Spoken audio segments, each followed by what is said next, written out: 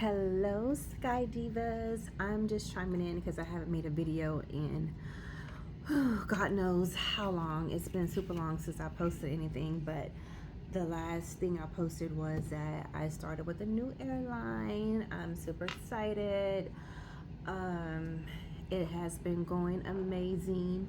I'm so happy to be back in the air after having to take that time off. I have no regrets whatsoever, and I've been working nonstop. As a reserve flight attendant, I'm based in Denver, but I haven't had to fly out of Denver in the last 2 months. I've been primarily working out of Houston, thank God, because it's wintertime and I'm dreading having to go to Denver to do any type of work. So that is a blessing all on its own, not having to have to go to Denver to do any work. So I'm happy about that. Let's see. So the application opened up again this past September, and I believe, if I've been hearing and reading on social media, they've already started extending training dates for sometime at the end of January, maybe February. I think I read something that they may have pushed it back to March or April. I'm not 100% sure. I know I have 2 friends that applied. They're still waiting. They haven't heard anything from the 2023 September applications, but there have been people who still applied in January 2023 when I applied that are still waiting on interviews and training dates. So that's where they're at. A few people have asked me about the interview process. I don't believe that there's some type of rhyme or reason for the interview process. I've heard multiple processes. I've heard of people getting a text message with like questions and then they go on to a face-to-face. I've heard of people getting a phone call and doing a telephone interview and then getting invited to a face-to-face. I've heard people having a virtual interview, and then getting a face-to-face. And then I've heard people having a virtual interview and then going straight to CJO. So I don't believe that there's some type of just straight protocol. It maybe depends on the recruiter, maybe depends on the situation, maybe depends on how many applications. I have no idea. For me, it was applied like at 10:30 in the morning that day that the applications opened in January. I think I heard something back towards the end of February. My telephone interview was in March. Right from my telephone interview, I got invited to a face-to-face in March, and I got my CJO the same day. There are people who didn't get a CJO the same day but got a CJO later through email. I had to do the physical performance test that day, which means I had to walk through a fake emergency exit, walk down a fake aisle, and I had to do an extra step, and I had to actually try on the uniform piece, the largest size they have, which is a 18, to make sure that I can fit in the uniform standard. And then from there, we were, all in a room, and that's when we started our background check. And so it took a couple of weeks or so for my background check and drug screen and all that to come back. And see, that all happened in March. And I believe May is when I got an email about my training date, which was in June. I remember that specifically because my daughter was in her senior year in high school, and I was worried that I was going to get a training date before her graduation. And actually, when I got the training date, my training date was after her graduation. So it worked out perfectly for me. It came after her graduation, and then I finished training 1 week before she had to go off to college. So I finished training, had my first trip, got off of my first trip, that they assign you out of training, took her to college, got her situated in her dorm, and then I had to report to Denver for my first Ready Reserve month, which was in August. So it all just lined up and timed up perfectly for me. And I mean, it wasn't nothing but God, I swear, because I was praying that I wasn't going to have to delay my training date or anything, but it just worked out perfectly. My interview process for me, the telephone interview, was very informal.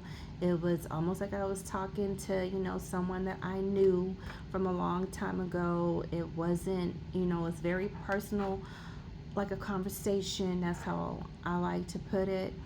But so was my in-person interview too. My in-person interview was the same way. I had a recruiter and I had a flight attendant, and it was a group room, so there was tables set up everywhere, and there were people sitting at all the different tables, and but it was just me talking to my recruiter, and I felt like it was more of a conversation than an interview.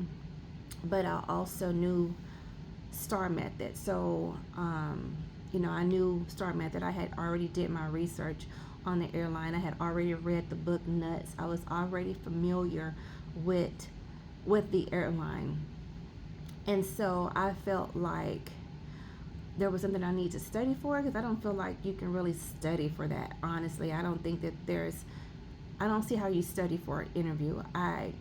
Prior to knowing the STAR method, I did have to look that up. And once I read what the STAR method was, then I'm like, oh, okay.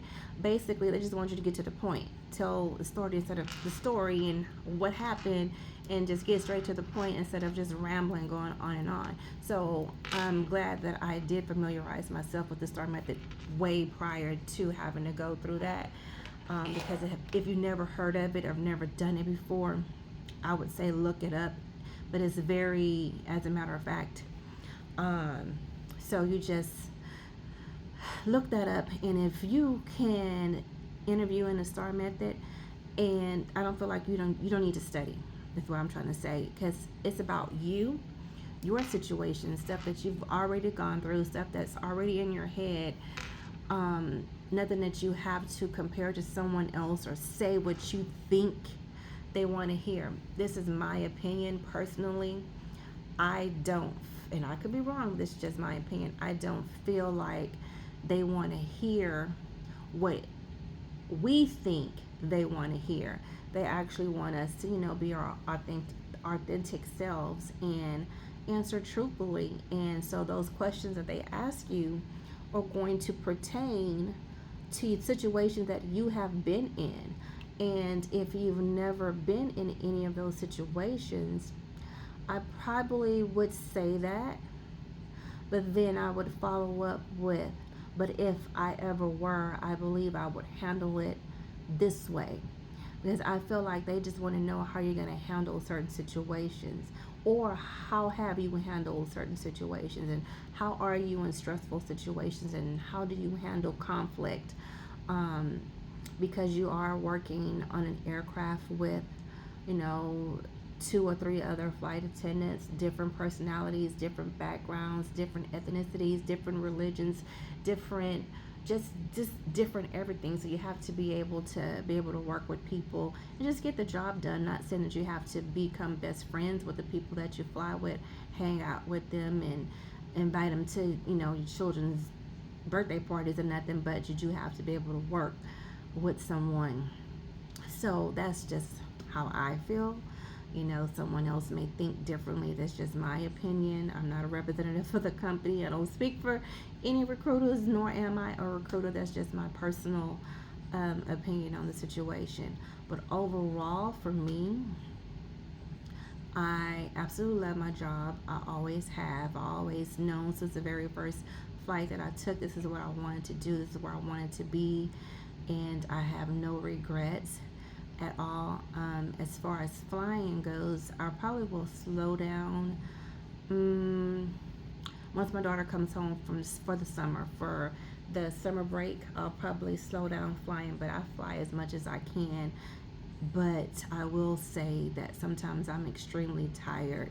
I've been flying like 3 days off one, fly 3 days off one. Sometimes I may have 2 days off in a row, and I find myself sleeping a lot on those that first day. I come in, I'm coming out of everything, and I'm asleep, and I'm asleep all the next morning. Like I don't get up but to use the restroom, and then I finally have to get up, and then I'm going about my daily life, chores, taking care of the household, feeling what I got to do this, I got to do this before I leave again. So I don't recommend you just coming out the gate flying like that, because it does take a toll on your body. And I am tired when I'm home, but while I'm at work, I'm energetic. I feel motivated. I'm not falling asleep or anything. But when I get home, I'm out.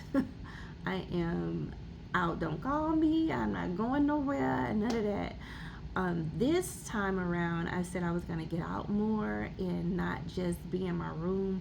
I was going to get out and explore and walk and sightsee and stuff. We have some very exciting overnights.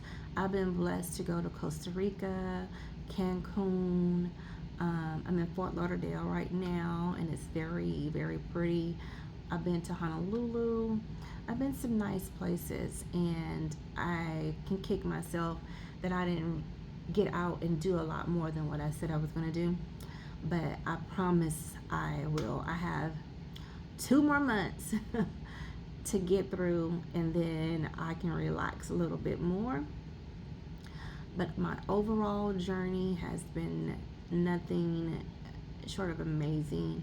I am super happy and super excited, and I will tell anyone, I know this career is not for everyone, and we've lost some people because they realize it's not for them. But then, hey, it is what it is. I can't speak for anyone else's circumstances and stuff like that, but I just am blessed to have an amazing support system.